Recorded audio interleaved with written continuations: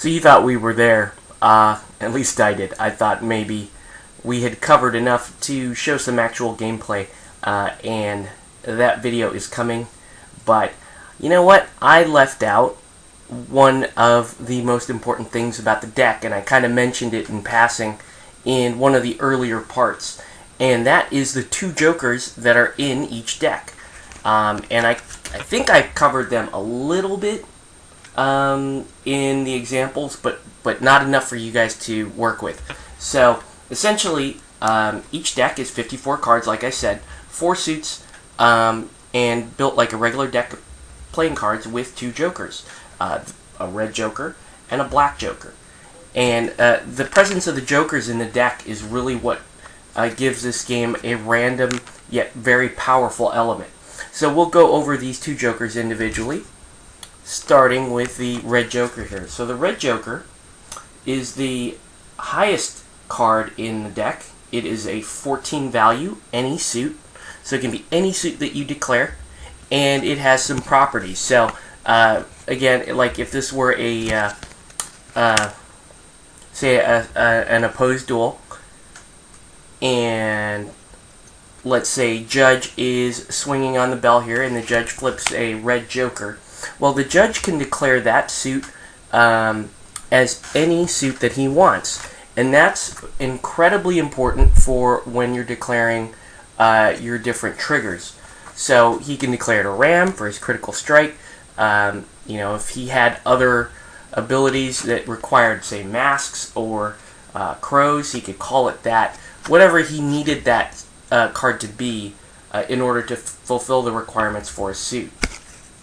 One of the other things that the red joker can do, and one of the things that makes it very powerful, is that during a damage flip, if you flip the red joker, you will do severe damage, and you will get an additional card to flip for damage. So in other words, in this example, this would be severe plus weak. In the case of Judge here, let's say we were using his long arm sword, that would be 5 plus 2 with his optional critical strike if he wanted it, so he could be doing 7 or 8 damage with one hit. That makes the red joker a very powerful card. In addition, let's say that was a negative flip, and he had to flip 3 cards. So he flips a 9, an 8, and then he flips a red joker. Well, the minute when you flip red joker as part of your total, and it doesn't matter if the red joker was the middle card or the first card in that flip, here's how you handle it. When we resolve the duel total, let's say we got to a -2 flip, or 1 card plus 2 additional cards for damage. You would then flip 3 cards. It doesn't matter if red joker is your first card, you still have to continue to flip the other 2 cards, and I'll explain why in the next joker example. So this point, normally you're going to pick the lowest card when you're doing a negative damage flip. However, you can select the red joker when it pops up as part of your damage flip. And like I said, part of a damage flip, this now becomes severe plus whatever other card you flip. So severe plus moderate in that case.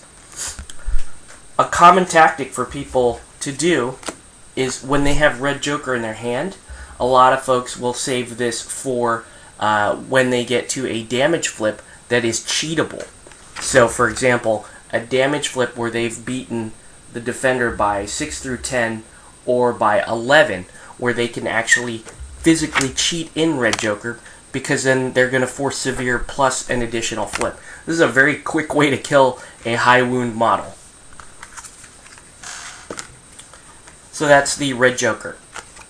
The other joker is the black joker. This is, I like to call him my little buddy, because the black joker is the worst card in the deck. It is a 0 no suit, can never be cheated, and can never be overruled. In other words, if black joker is included as part of any flip, you must take the black joker. And so the black joker is almost always a failure. So when you flip a black joker as part of a damage flip, you do 0 damage. So let's say I had to flip those 3 cards, and my first card was black joker. I still have to flip the other 2 cards. Even if red joker shows up, black joker still must be taken over red joker, and you do no damage. And there will be much wailing and gnashing of teeth when something like that happens. Within our club, we also say that if you flip the red joker and the black joker as part of the same duel, that you have the sign of the henchman. So we go, sign of the henchman, whenever somebody flips a red joker and a black joker. One of the common strategies for black joker is to, when you draw it into your control hand, is to keep it, believe it or not. And the reason why you keep black joker, or the logic behind keeping black joker in your hand, is that it will never come up in your flips. So if black joker never comes up in your flips, you always have some numbers to play with. And if you have numbers to play with, you have the potential for cheating and soul stoning and so forth. Black joker ruins all of that. Well, with one exception. If this were a duel, and you flip black joker as your starting card, and you are a soulstone user, like a master or a henchman, you're going to have to take this 0 no suit as part of your duel, and start with your raw stat, say CB5 in the case of Seamus. But what you can do is you can soulstone to try to boost that total anyway. So Seamus might have CB combat total right now of 0 plus 5 or 5, but he can, if he really was desperate and wanted something to try to happen, he can burn a soulstone and then just add a 5 to that. So 5 plus 5, he would be at a combat of 10. Not the soundest strategy, but sometimes it works. The other thing I would point out for red and black jokers is that they also play a special role in damage prevention and healing flips. So, as noted here on the card, when the black joker is flipped for damage prevention or healing of any kind, the model heals no damage. It prevents no damage. So that's a ultimate fail there on the black joker. When it's the red joker flipped as part of a healing flip or a prevention flip, the red joker prevents all damage, or it heals all damage.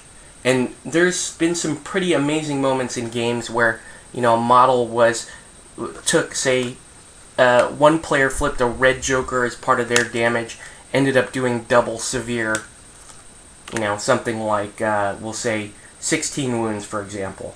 And then the defending player flips to prevent damage, and they flip a red joker. Well, 16 damage now just did no damage because both players had red joker on the damage, and then red joker on the prevention.